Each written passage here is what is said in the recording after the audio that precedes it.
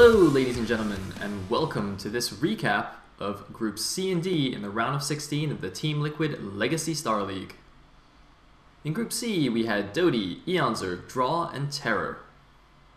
In the first game between Dodie and Eonzerg, we had standard opening from both players with a Forge Fast Expand versus 12 hatch into 3 hatches at 3 bases. Eonzerg decided to put on some pressure with his initial Hydralisks, and with good Hydra control was able to force Dodie's Zealot Templar army back into his base. Eonzerg was then able to set up a Lurker contain, and with Dodie unable to do any damage with drops or break the contain, he was forced to GG out.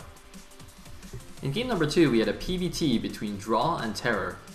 Draw opens with an interesting gasless 1 Zealot expand versus the normal FD expand of Terror. Terror then goes for a 3-base Turtle Terran style, while Draw takes his 4th. Draw uses good Observer and Dragoon placement to deny most of Terror's Vulture harass, putting himself in a decent position in the game. He then barely holds off Terror's big push, while also taking his 5th base. After taking his 5th base, Draw decides to do a lot of recalls and counterattacks instead of directly engaging the Terran army. He's able to do a lot of damage to Terror's bases, but eventually the Terran army is too strong for him to deal with, and he's forced to tap out. In the winner's match, we had a TVZ between Terror and Eonzerg. Terror decides to open with a 1-fact expand versus the 3-hatch build of Eonzerg. Terror then researches Spider Mines as well as Vulture Speed, but doesn't do any damage with his Vultures.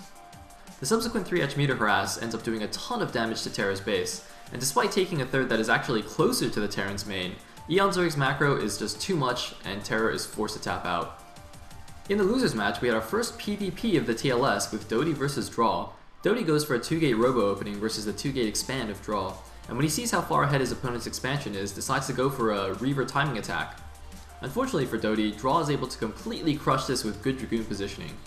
Draw then solidifies his advantage with good careful play, scouting all the bases on the map and putting spotting pylons in key locations.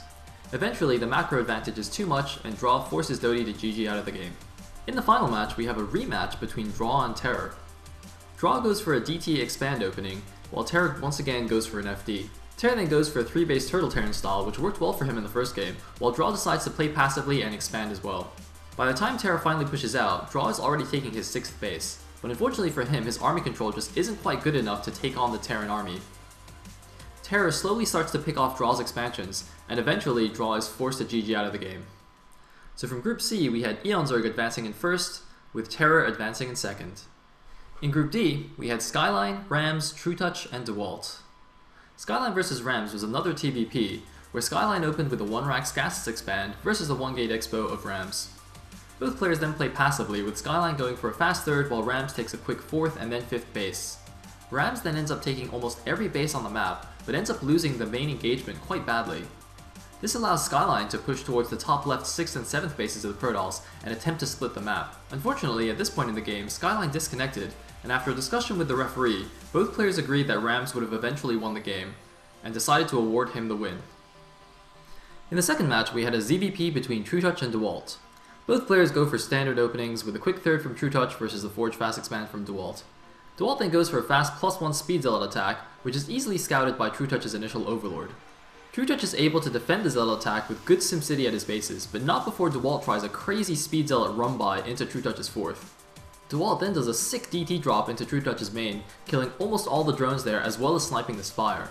A few moments later, DeWalt also does a crazy storm drop at True Touch's 3rd, crippling the Zerg's economy.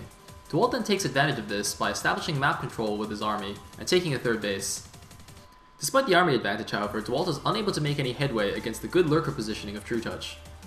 Eventually, both players split the map and the game turns into a crazy maxed on max battle with action everywhere. Crackling snipe nexuses, Reavers are dropped in mineral lines, and a few Dark Archons even make appearances in the game. One highlight of the game is a 9 Reaver push that DeWalt makes against the Zerg's top right expansions, which managed to demolish a control group of Ultralisks in mere seconds.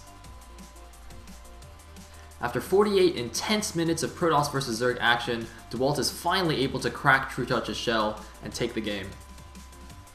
In the winner's match, we had a PvT between DeWalt and Rams. DeWalt goes for a 2-gate expand, while Rams busts out the cheese with a 2-fact. DeWalt is able to defend the 2-fact with some good decision making and patience, and eventually breaks out of the contain that's been set up at his natural. At this point, DeWalt is already so far ahead that even though the game goes on for a little while longer, DeWalt is able to do anything he wants, including a Manor expansion at Rams' 3rd, and is our first and only Protoss player through to the TLS Round of 8. In the losers match, we had a TVZ between Skyline and True Touch. Skyline goes for a 1-Rax expand versus the very standard 3-hatch Muta build of True Touch. Curiously though, True Touch goes for a big speeding attack before his mutas are ready, which fails miserably against the good SimCity and defense of Skyline. True Touch starts to do some muta harass and is able to do some damage, but unfortunately at this point the replay becomes bugged and we are forced to do an audio recap of the rest of the game. Oh my god, Elegant, his natural's dead! He's down to his main and his third only! He's a 2-base against 2-base, how is he gonna survive? True Touch could go down 0-2 here, Elegant! It's crazy! I can't believe what I'm seeing, Sayle. You're going for the third. There's only a 1 lurker here, Elegant. There's only 1 lurker. He's gonna lose his third base. He's definitely in danger. That's for sure. After a short summary of the game, it turns out that Skyline proves to be victorious, and True Touch is eliminated from the TLS. Our final match is a rematch between Rams and Skyline. Both players go for a very standard opening with 1-gate expand versus an FD, which turns into a 3-base Turtle Terran versus a 4-base Protoss. Our Protoss player Rams then takes both corner expansions, going up to 6 bases, but is unable to stop Skyline's push. This push demolishes the Protoss army as well as his third base, and even though a good recall kills off the Terran's fourth, the Terran army is simply too strong, and Rams is forced to GG. So from Group D, we have Protoss player DeWalt and Terran Invites Skyline advancing to the round of 8. Saturday will feature 2 ZBTs, with South Park vs Skyline and Michael vs Terror. On Sunday, we'll have our last remaining Protoss player as well as our only random player in the tournament, with Eonzerg taking on Nemu and DeWalt taking on Ziki. Tune in at 21 CET on both Saturday and Sunday to catch these awesome games. I hope to see you guys all there. After taking his fifth base, what am I even trying to say? I have my TL shirt on, but I can't really see it. Annoying. True Touch starts to do some muta harass. That's right. Draw then solidifies his advantage with good careful play and solid pylon scouting. Pylon scouting? Skyline opened with a 1-Rax gasless expand against the 1-gate expand of Rams. Did I say Rams or Skyline first?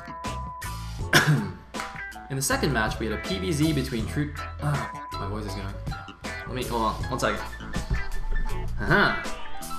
True Touch is able to defend. Unfortunately, at this point in the game, Sayle disconnected from his brain. DeWalt takes advantage of this by establishing map control with his army and establishing third base. Did I say establishing twice? Eventually, I don't even know what I'm trying to say. Eventually, both players split the map and the game turns into a crazy maxed on maxed what? What am I actually trying to say with this sentence? After 48 intense minutes of Protoss vs Zerg action, DeWalt is finally able to crack True Touch's shell and take the game. I like that. That was a good sentence. I just made that up.